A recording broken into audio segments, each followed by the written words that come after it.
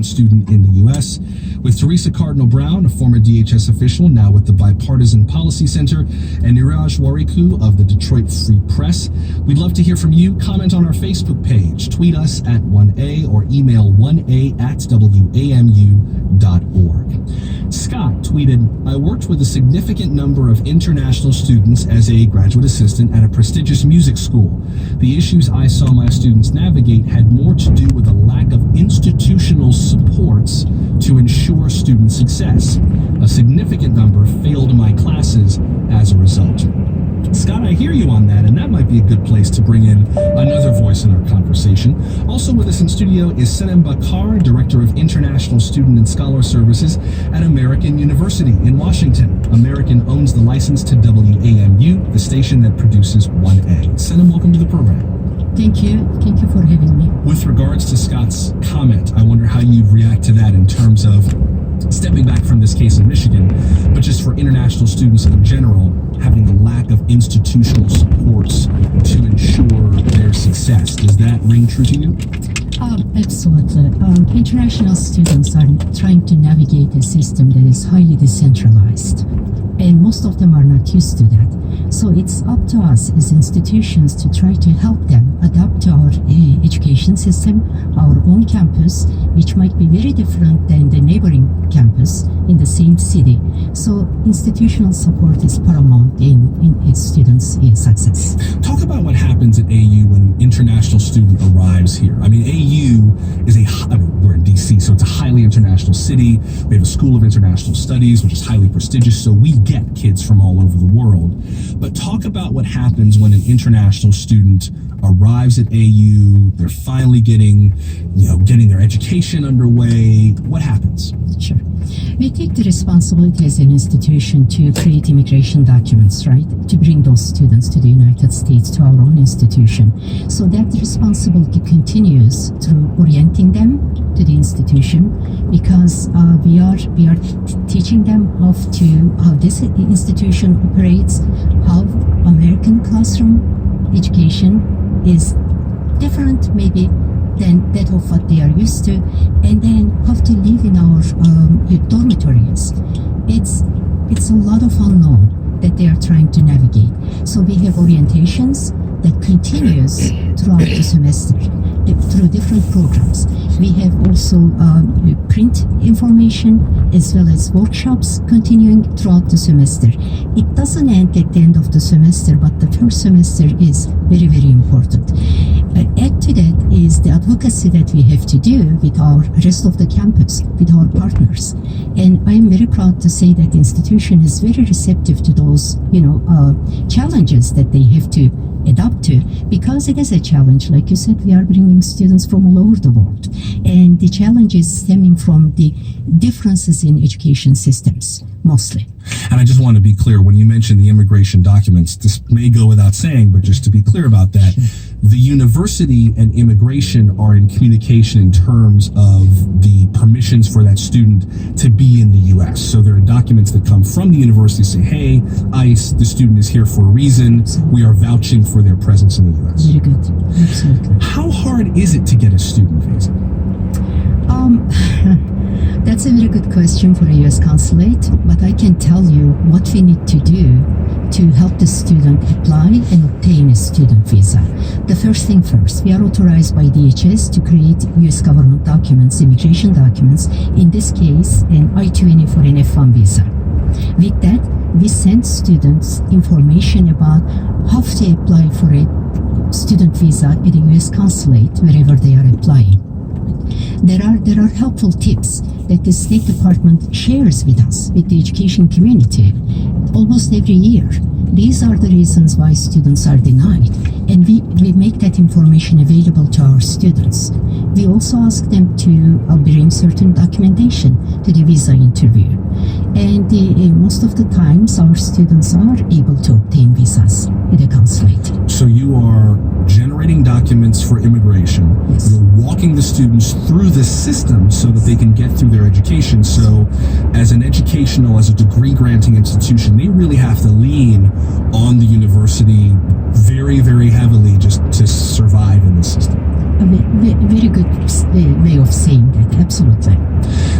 said a lot of colleges, I think, are eager to have international students. I mean, some university systems have said they want more international students because international students pay more than in-state students and they've got books to balance. But setting that aside, having international students, I think, is a good thing for a university, is a feather in the cap, even though there's a lot of process and bureaucracy to work through to get them, keep them, and then graduate. Sure. For most major degree-granting institutions in the United States, having a foreign student population is evidence of the quality of that education. They're able to attract students who are choosing to study outside their country of nationality and could go anywhere in the world and choose to come to not only the United States, but to that institution. Maybe it's because their programs are special, they have advanced studies in certain things, and of course, the opportunity to come to the United States and possibly for many of these students stay and work is an enticement. Particularly in the STEM fields, international students have brought a lot of innovation and a lot of research and study that helps keep the United States at the forefront of a lot of technical and innovation, and that's also a feather in the cap for universities when the students are publishing, when they are getting patents for their work, etc., etc. It also brings diversity to the student body. Most colleges and universities see themselves as places where young people encounter the world for the first time outside of their, towns where they grew up in their households, and seeing a bigger slice of that world than even their state or their neighborhood or their city by having international students there is also part of the university experience. So there's a lot of reasons why universities want international students. Kind of to that last point you just made, Michael emailed, as an economics student at the University of Missouri, many of my peers were international students. I watched as one of my better friends outworked and outperformed me, but was repeatedly turned down for jobs as employers did not want to sponsor an entry-level position for him. He ended up with the choice of returning to Mexico City or going to graduate school. I am now an attorney and appreciate the rule of law, but this sting operation seems to be a solution in search of a problem, while the real issue is a broken system which makes it difficult for talented people who are already here to stay here. Niraj, could you respond to Michael's comment in terms of the way that folks in the area have reacted to this, whether people feel this was a solution in search of a problem or a legitimate solution to a real problem?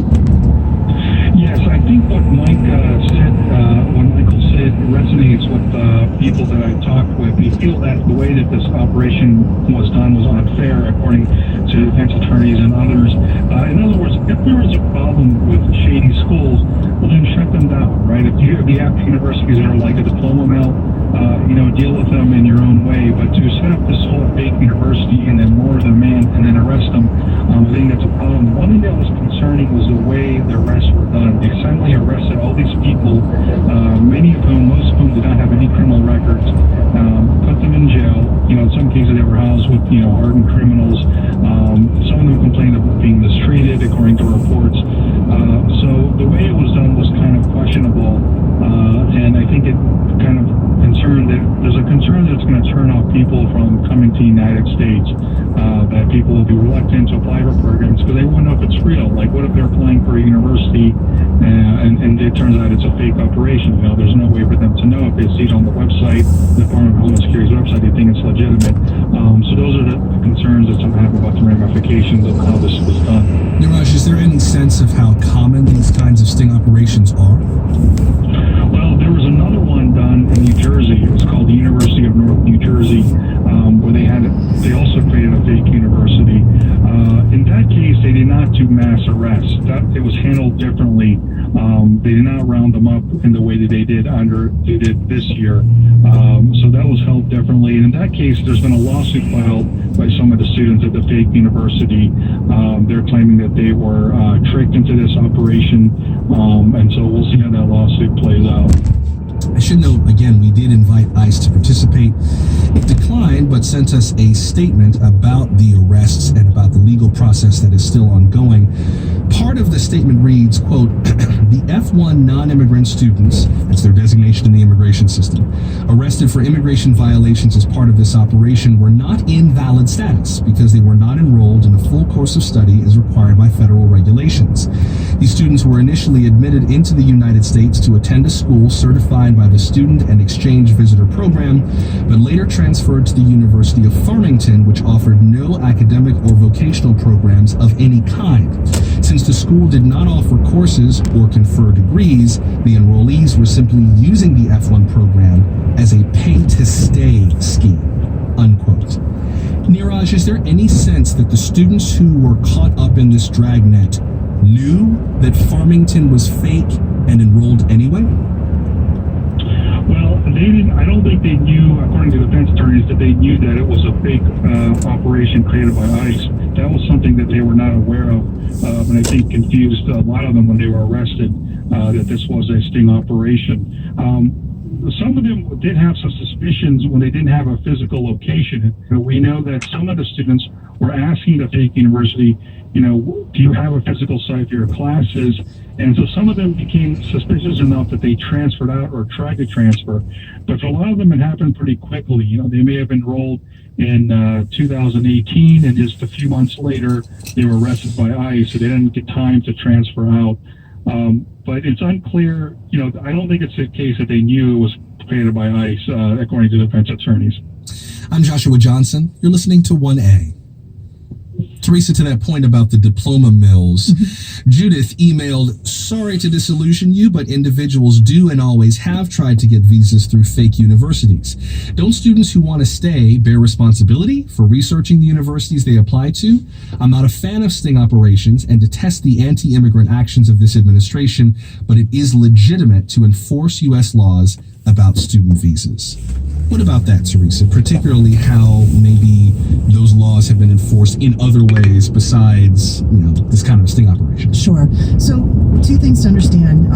In the immigration system, the burden is almost always on the foreign national to show that they are authorized to stay in the United States. So in this case, yes, the burden is on the individual to know the rules and apply them appropriately. But I think that one of the questions about this particular operation